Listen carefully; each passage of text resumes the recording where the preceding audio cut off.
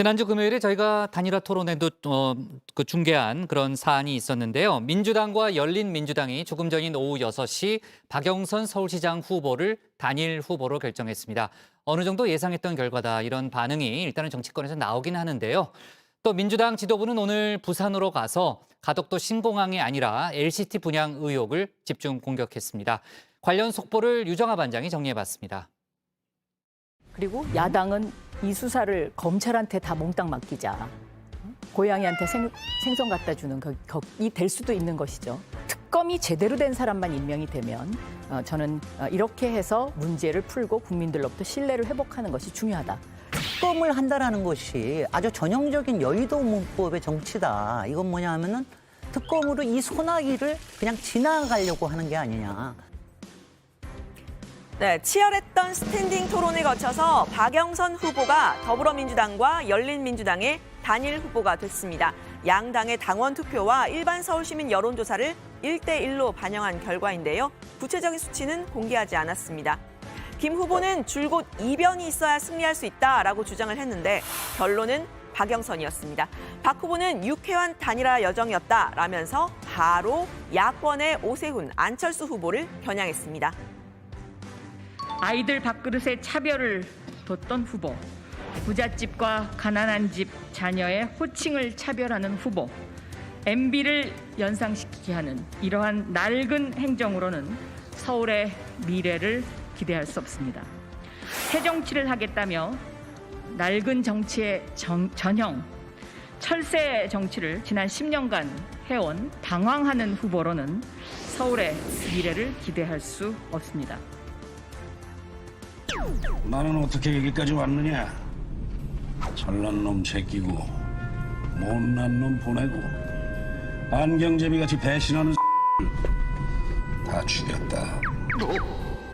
네, 박영선 후보 당내 경선에서는 우상호 후보를, 범여권 단일화에서 시대전환 조정훈 후보와 또 열린민주당 김진애 후보를 차례로 꺾었습니다. 하지만 어후박, 어차피 후보는 박영선이라는 인식이 많았습니다. 이변이 없었죠. 김 후보는 여권 단일화의 흥행 부진을 아쉬워하면서 민주당이 정치의 큰 그림을 그리는 능력이 떨어진 것 같아서 걱정이라고 했는데요. 어쨌든 지금 박 후보에게 중요한 건 본선 대결 그리고 중도층의 표심 끌어오기일 겁니다. LH 사태가 불거진 이후부터는 로우키 전략에서 네거티브 공세로 돌아섰죠. 어제 토론회를 보고 두 후보를 동시에 직격했습니다.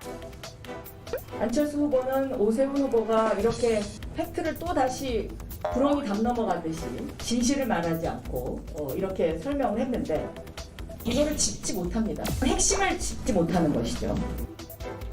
네, 여기에 4월 선거 사령탑 이낙연 상임선대위원장은 새로운 전술을 제시했습니다. 이번 선거는 아무래도 상대는 기회를 잡았다 생각하고 공중전에 치중할 것으로 보입니다. 우리는 공중전은 여의도에 맡기고 의원님들과 저는 보병전에 치중했으면 하는 마음입니다. 네, 보병전, 즉 당원 한 사람 한 사람이 전투병이 되어서 현장에서 선거운동에 나서달라, 이 얘기입니다. 특히 서울에서는 유권자들과 접점이 많은 구청장 그리고 시의원 중이 절대 다수가 민주당이죠. 상대적으로 조직력에서 열세인 부산에서는 이렇게 해달라고 했습니다. 내가 임마 너그 스자이랑 에이 국밥도 묵고 에이 가득도도 가고 에이 그 부산 스장 친구 민주당에 소개해주세요. 네, 국민의힘은 법률상 현지 지방자치단체장, 즉 구청장은 선거운동을 할 수 없다라면서 불법도 괴념치 말라는 뻔뻔한 하명이라고 목소리를 높였습니다. 어쨌든 현장을 강조한 이낙연 선대위원장, 올해 들어서 7번째로 부산을 또 찾았습니다. 그런데 이번에는 가덕도가 아니고요, LCT였습니다. LCT 특혜 분양 의혹이 불거진 국민의힘 박형준 부산시장 후보를 직격한 겁니다.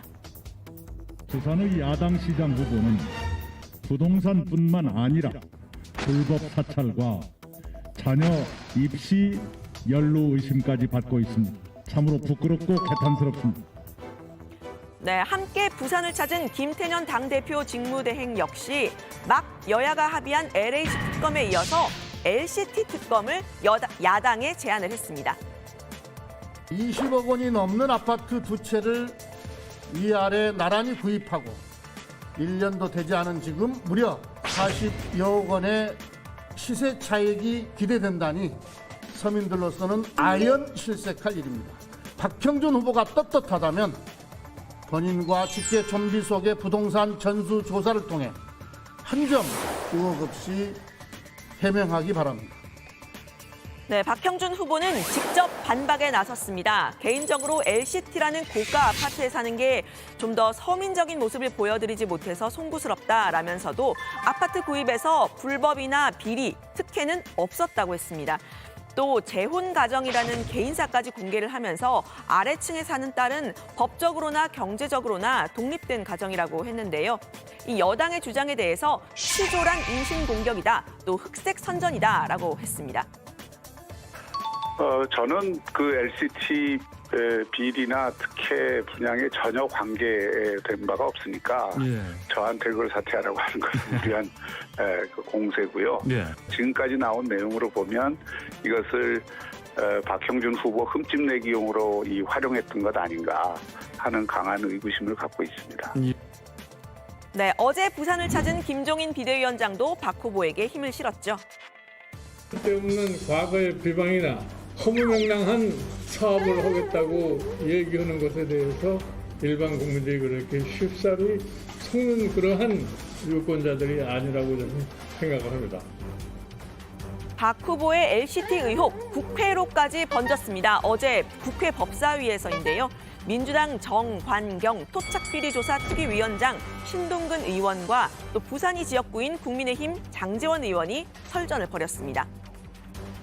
부산시장 선거가 폐색이 짙어지니까 법사위에까지 허접한 가짜뉴스 갖고 와가지고 퍼뜨리고 1가구 1주택 박형준 후보의 집까지 현재 살고 있는 집까지 들이대면서 이런 허망한 허접한 가짜뉴스를 유포하고 있어요.